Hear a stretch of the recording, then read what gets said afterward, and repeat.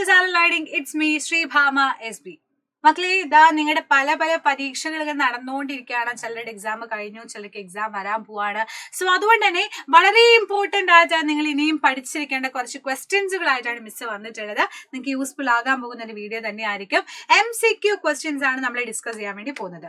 അതും ഇമ്പോർട്ടൻ്റ് ആയിട്ടുള്ള 5 MCQ questions. കുറഞ്ഞ സമയം കൊണ്ട് അടിപൊളിയായിട്ട് 5 മാർക്ക് നമുക്ക് വാങ്ങിക്കാൻ വേണ്ടി പറ്റും. സോ അതുകൊണ്ട് മോസ്റ്റ് ഇമ്പോർട്ടൻറ്റ് MCQ ക്വസ്റ്റ്യൻസിലോട്ടാണ് നമ്മൾ കിടക്കാൻ വേണ്ടി പോകുന്നത്. റെഡി അല്ലേ? സെറ്റ് അല്ലേ? നമുക്ക് സ്റ്റാർട്ട് ചെയ്താലോ? ദേ പിടിച്ച ഒന്നാമത്തെ question. Petroleum is A dash solution. Petroleum എന്ന് പറയുന്നത് ലിക്വിഡ് ആണോ, ഗ്യാസ് ആണോ, ലിക്വിഡ് ഗ്യാസ് ആണോ, ഓൾ ഓഫ് ദീസ് എബോവ് ആണോ എന്ന് ചോദിക്കുന്നത്. ഏതാ മക്കളെ പെട്രോളിയം പ്രൊഡക്ട്സ് എന്ന് പറയുന്നത്? ഏതാ വരാ? പെട്രോള്, ഡീസൽ, കെറോസിൻ ഒക്കെ നമ്മൾ എങ്ങനെയാ കണ്ടിട്ടുള്ളത്? ഇറ്റ് ഈസ് ലിക്വിഡ് അല്ലേ? ലിക്വിഡ് ദ്രാവകാവസ്ഥയിലല്ലേ നമ്മൾ കാണാറുള്ളേ? ഒഴുകി നടക്കുന്ന ആളുകളല്ലേ? സോ അതുകൊണ്ട് തന്നെ പെട്രോളിയം എന്ന് പറഞ്ഞാൽ ഒരു ഡാർക്ക് ഓയിലി ലിക്വിഡ് ആണ്. ഡാർക്ക് കളറുള്ള ഒരു ബ്ലാക്ക് കളറൊക്കെ ഉള്ള ഒരു ആളാണ് പെട്രോളിയം എന്ന് പറയുന്നത്. നല്ല സ്മെല്ലാണോ? അൺപ്ലസന്റ് സ്മെല്ലാണ്, അൺപ്ലസന്റ് ഓർഡർ ആണ്. അതുപോലെ തന്നെ ബ്ലാക്ക് ഗോൾഡ് എന്നും അറിയപ്പെടുന്നുണ്ട്. ഓക്കെ, ബ്ലാക്ക് ഗോൾഡ് എന്നറിയപ്പെടുന്നു.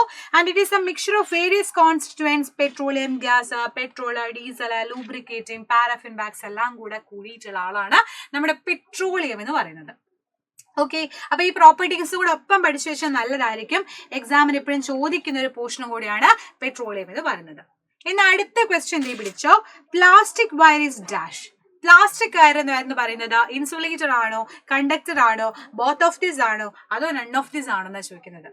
എടാ, പ്ലാസ്റ്റിക് വയറൊക്കെ നമ്മൾ എപ്പോഴാണ് ഉപയോഗിക്കാറുള്ളത്? നമ്മൾ കറണ്ട് നമുക്ക് അടിക്കരുത്, ഷോക്കൊന്നും അടിക്കരുത് എന്നുള്ളത് കൊണ്ടാണ് നമ്മൾ പ്ലാസ്റ്റിക് വയർ വെച്ച് കോട്ട് ചെയ്യുന്നത്.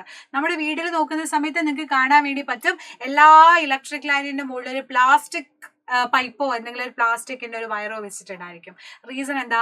അത് ഇൻസുലേറ്റർ ആണ്. അത് ഇലക്ട്രിസിറ്റി കണ്ടക്ട് ചെയ്യില്ല അല്ലെ? കണ്ടക്ട് ചെയ്യുന്ന ആളുകളെ നമ്മൾ കണ്ടക്ടേഴ്സ് എന്ന് പറയും. Metals are good conductors of electricity ആണ്. എന്നാൽ പ്ലാസ്റ്റിക് അതുപോലെ തന്നെ പല പല സാധനങ്ങൾ, വുഡ് ആൻഡ് പേപ്പർ ഒന്നും എന്ത് ചെയ്യില്ല, ഇലക്ട്രിസിറ്റി കണ്ടക്ട് ചെയ്യില്ല. They are insulators. കണ്ടക്ട് ചെയ്യുന്ന ആളുകളാണ് എന്താ? മെറ്റൽ, ഗോൾഡ്, കോപ്പർ ഒക്കെ എന്ത് ചെയ്യുന്നുണ്ട്? നന്നായിട്ട് കണ്ടക്ട് ചെയ്യും. ഇലക്ട്രിസിറ്റി പാസ് ചെയ്യുന്ന ആളുകൾ. ഇലക്ട്രിസിറ്റി പാസ് ചെയ്യാത്ത ആളുകളെ നമ്മൾ വിളിക്കുന്ന പേരാണ് ഇൻസുലേറ്റേഴ്സ്. ഓക്കെ അല്ലേ? റെഡി? അത് അടുത്ത ക്വസ്റ്റ്യൻ. അതിനു മുമ്പ് ദ ഇൻസുലേറ്റർ ഇനി material that does not allow electric current pass through it ആണ്.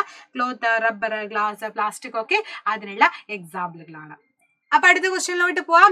Next question. There are following zones of a flame. 2, 3, 4 no ഇനി സോൺ എന്നാ പറയുന്നത്.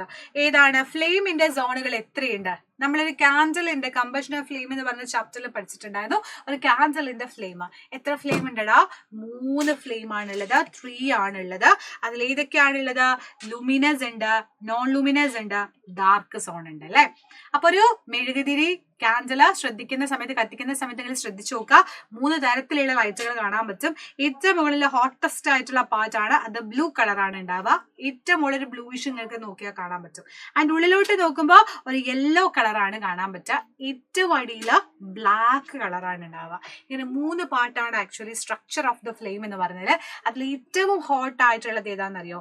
ഔട്ടർ സോൺ ആണ് ഏറ്റവും ഹോട്ടസ്റ്റ് പാർട്ട്. മുകൾ ഭാഗത്ത് തൊട്ടാൽ നമുക്ക് നല്ല വേദന എടുക്കും. താഴത്തോട്ട് തൊടുന്നോറും വേദന നമുക്ക് എന്ത് ചെയ്യില്ല, ഹോട്ട് ഫീൽ ചെയ്യില്ല.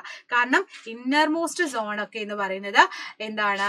വാക്സ് ക്യാൻഡലൊക്കെ ഉള്ള inner most zone, sorry wax candle അല്ല, ഇന്നർ മോസ്റ്റ് സോൺ എന്ന് പറഞ്ഞാൽ ലീസ്റ്റ് ഹോട്ടാ. അപ്പൊ താഴെ ഇങ്ങനെ കൈവച്ചാൽ നമുക്ക് ഒരിക്കലും ചൂട് ഫീൽ ചെയ്യില്ല, മുകളിലോട്ട് പിടിക്കുമ്പോൾ ചൂട് ഫീൽ ചെയ്യും. പിന്നെ മോഡറേറ്റ്ലി ഹോട്ട്, അങ്ങോട്ടും ഇല്ല പറഞ്ഞ് നിൽക്കുന്ന ആളുകളെ പോലെ രണ്ടും ഉണ്ട്. മിഡിൽ സോൺ ആയിട്ടുള്ള പാർഷ്യൽ കമ്പഷൻ കാണിക്കുന്ന സോണും ഉണ്ട്. അപ്പൊ ഇത് എപ്പോഴും എക്സാമിന് ചോദിക്കുന്ന ഒരു ക്വസ്റ്റ്യൻ ആണ്.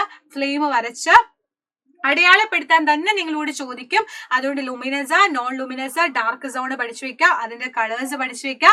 ഏതാണ് ഏറ്റവും ഹോട്ട്, ഏതാണ് ലീസ്റ്റ് ഹോട്ട് എന്നുള്ളതും പഠിച്ചു വെച്ചാൽ അടിപൊളിയാത്ത ഇതിൽ നിന്ന് മാർക്ക് സ്കോർ ചെയ്യാം. എന്നാൽ അടുത്ത ക്വസ്റ്റ്യൻ ആണ് മക്കളെ, ഇതേ പിടിച്ചോ.